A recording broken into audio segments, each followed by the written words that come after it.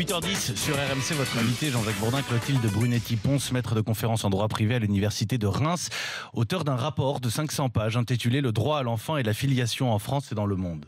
Bien. Clotilde Brunetti-Ponce, bonjour. Bonjour. Je sais que beaucoup de téléspectateurs, téléspectatrices, auditeurs ou auditrices ne comprennent pas la différence, ne savent pas trop où est la différence entre la PMA et la GPA. La PMA, la procréation médicalement assistée, c'est quoi exactement, Clotilde Brunetti-Ponce ? C'est la possibilité d'avoir accès à la procréation en dehors de rapports charnels. C'est-à-dire la possibilité d'avoir un enfant sans avoir fait l'amour, quoi. Voilà. Vous le dites ça très simplement. Moi, je dis ça très simplement, très directement. C'est-à-dire, c'est la possibilité. J'imagine un couple hétérosexuel qui ne peut pas avoir d'enfant parce que l'homme ne peut pas avoir d'enfant. Hein ? Oui, ça absolument. Arrive. Donc, ça arrive la femme du couple c'est autorisé en France, va recevoir le sperme d'un autre homme. Oui, et c'est autorisé sous de strictes conditions, précisément, que ce soit un couple d'un homme et d'une femme, de façon à ce que l'enfant ait un père et une mère. Voilà. Alors, l'idée... Et c'est le comité national d'éthique qui va se prononcer. L'idée peut-être est d'étendre cette PMA aux couples de femmes homosexuelles. Alors, j'invite les décideurs à consulter le rapport. Nous avons fait un travail sur plusieurs années pour évaluer les conséquences de ce type de mesures qui seraient extrêmement graves, non seulement pour l'enfant qui se trouve dans le cas particulier, élevé donc par deux femmes avec exclusion du père, mais aussi pour la société en général. L'enfant, il ne va jamais connaître son père, non. Puisque son père, le donneur de sperme, sera anonyme. Oui, mais la filiation, c'est justement de donner un lien juridique, d'établir un lien juridique entre l'enfant et son père et sa mère. Donc cela représente une rupture profonde avec notre système de droit et cela conduirait à remettre en cause plusieurs de nos grands principes directeurs, puisque nous avons actuellement un principe selon lequel il ne peut pas y avoir deux filiations maternelles et deux filiations paternelles, précisément pour protéger l'enfant. Oui, mais en quoi l'enfant serait victime ? L'enfant serait victime, selon vous ? Oui, parce que c'est en amont. On autorise la constitution d'une famille sans père en amont des aléas de la vie. L'enfant, si l'enfant est bien élevé par deux femmes, où est le problème ? Alors, c'est pas bien élevé, c'est que pour la construction... Élevé, si l'enfant est bien éduqué, si l'enfant est évidemment, amoureusement élevé par deux femmes, où est le problème ? Les deux femmes peuvent très bien s'occuper de l'enfant, ça je suis bien d'accord avec vous. En revanche, l'enfant, pour sa construction de sujet, sa construction filiative, a besoin d'un père et d'une mère. Même si le père est inconnu et qu'il sait qu'il a un père inconnu et qu'il a une possibilité de le retrouver un jour. Il a la possibilité de faire établir sa filiation paternelle un jour. Voilà. Là, on lui coupe tout ça. Alors que le droit actuel de la filiation... Je m'excuse de vous dire, mais si l'enfant apprend dans un couple hétérosexuel que le père n'est pas son père, c'est pareil. Non, ça n'est pas pareil, parce qu'il s'est déjà construit avec cet homme, et cet homme peut très bien... Mais parce qu'un enfant peut se construire aussi avec deux femmes. Je suis désolé de vous le dire, mais pourquoi ? Il ne peut pas se construire par rapport à la scène d'engendrement qui fait la construction filiative de l'enfant. Alors, vous pourrez voir les développements dans le rapport. Alors, nous sommes 23 personnes, 23 spécialistes de l'enfance à l'avoir écrit, puisque on voit déjà les problèmes que cela pose en matière d'adoption. Si nous n'avons pas la possibilité pour l'enfant de se construire par rapport à l'acte d'engendrement, une filiation possible, l'enfant, les troubles pour l'enfant peuvent être plus qu'importants.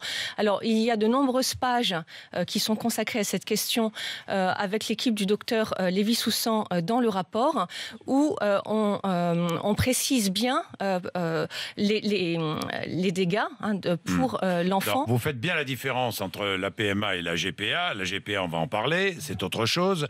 Vous êtes totalement contre, si j'ai bien compris, l'extension de la PMA aux couples de femmes. Oui, pour la protection de l'enfant. Et si vous regardez ce qui se passe... Pour la protection, si vous regardez ce qui se passe à l'étranger en ce moment pour la PMA, on est très proche. Beaucoup de pays d'Europe, d'ailleurs, autorisent la PMA, énormément. Et c'est vrai qu'on peut rapprocher PMA et GPA, parce qu'on est très proche des Lebensborn qu'avaient inventé les horribles nazis. On a des fabrications d'enfants un peu d'une façon industrielle. sexuelle. Regardez les non, mais contrats. la GPA et la PMA, ce sont deux choses différentes. Regardez dans la PMA, oui, on a besoin d'une PMA pour la GPA. Oui. Et pour la PMA, vous avez aussi des contrats avec des achats de sperme, des sélections. Regardez la couleur de peau, la couleur des yeux des enfants qui sont sélectionnés, enfin des donneurs qui sont sélectionnés par les femmes qui se font inséminer. Ça pose question. Alors, notamment d'un point de vue éthique. Vous avez des petits blonds aux yeux bleus, avec la peau bien blanche. Voilà, moi je trouve... Et puis on écarte évidemment les enfants handicapés. Notre rapport est très précis là-dessus. Les enfants handicapés, les enfants qui ont des malformations, les enfants qui sont un peu noirs de peau sont écartés. Alors, moi, je trouve que c'est scandaleux. Écarté, c'est-à-dire que le sperme de ces donneurs-là n'est pas utilisé. Voilà. C'est-à-dire qu'on choisit le sperme. Voilà. Et pour la GPA, c'est pire, puisque l'enfant se trouve... Non, mais la GPA, je vais y venir. La GPA, c'est complètement autre chose. C'est la mère porteuse. C'est la gestation pour autrui. La GPA. Alors là, le problème avec la GPA, c'est que vous passez contrat. Vous passez contrat avec la mère porteuse. Oui. Et ces contrats sont des contrats financiers qui vont de 30, 40 000 euros à 200 000 euros. Oui. Des contrats oui, qui sont voilà, vraiment... nous avons recensé les différentes sommes que nous avons pu trouver dans les contrats, sachant que nous avons eu du mal à trouver les contrats, puisque la pratique est interdite en France. Oui. De même que l'AMP, la PMA par les couples de femmes, est interdite actuellement en France, et que malgré ça, on le voit sur les médias, vous voyez, comme quelque chose de tout à fait normal. Ça pose question, est-ce que le droit joue encore son rôle?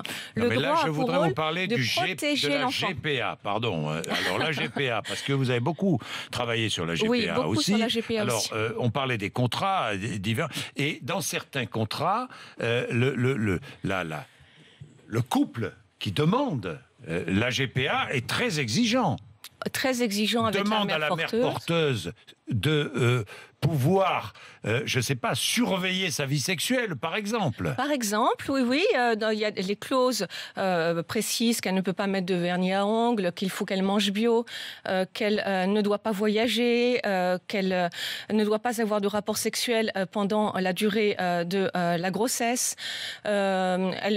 Oui, les clauses de ces contrats, oui, c'est vrai que c'est... Mais alors là, qui fixe c'est le demandeur, oui, c'est le payeur en quelque sorte. Les clauses, ce sont les agences. Disons qu'en France, où la pratique est interdite, nous avons trouvé uniquement des contrats sur des bouts de papier, donc avec, là, pour le coup, aucune prise en valeur juridique. Voilà.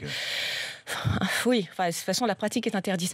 Sur les clauses, allez voir donc sur le site de la mission Droit et Justice du ministère de la Justice toutes les clauses que nous avons détaillées. Et là, on se rend bien compte qu'il s'agit d'une exploitation contractuelle d'une femme. Et alors, il ne s'agit pas de jeter la pierre à des personnes qui désirent un enfant qui n'arrivent pas à en avoir autrement. La question se pose, puisque nous, notre question, c'était le droit à l'enfant. C'est pour des personnes qui ne peuvent pas avoir d'enfants ensemble. La question est profondément différente. Est-ce que l'on peut mettre l'enfant dans la volonté, dans le commerce, autrement dit, dans un accord de volonté, deux femmes, deux hommes qui décident de priver un enfant de père ou de mère, avec une responsabilité, vous verrez les procès qu'il y aura, une responsabilité profonde. Pour l'État, s'il prenait ce type de mesures, et pour les parents qui auront décidé ça, lorsque les enfants, et dans la pratique de la protection de l'enfant, ça fait 25 ans que j'y suis, je peux vous dire que ce ne sont pas des hypothèses d'école, parce que ces dossiers sont extrêmement épineux et violents. Merci Clotilde Brunetti-Ponce. Merci, maître de conférence en droit privé à l'Université de Reims. Merci.